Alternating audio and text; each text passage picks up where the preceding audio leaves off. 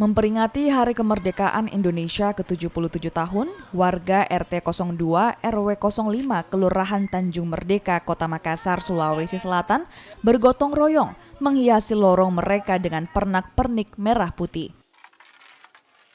Mulai dari memasang tiang bendera, umbul-umbul, serta pernak-pernik perayaan Hari Kemerdekaan di sepanjang lorong.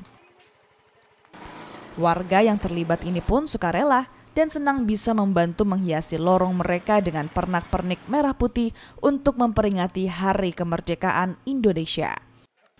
Tidak hanya orang dewasa, sejumlah anak-anak juga terlibat menghias lorong. Alhamdulillah, jadi memang kepedulian masyarakat di sini ini sangat luar biasa, karena kita lihat di depan rumah itu bukan cuma satu, tapi banyak yang bendera-bendera. Itu tandanya untuk kepedulian masyarakat di sekitar sini.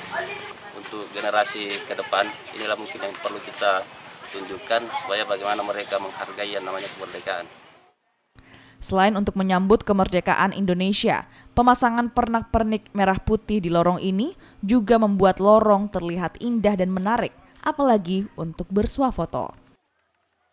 Nila Rustam, Kompas TV Makassar, Sulawesi Selatan.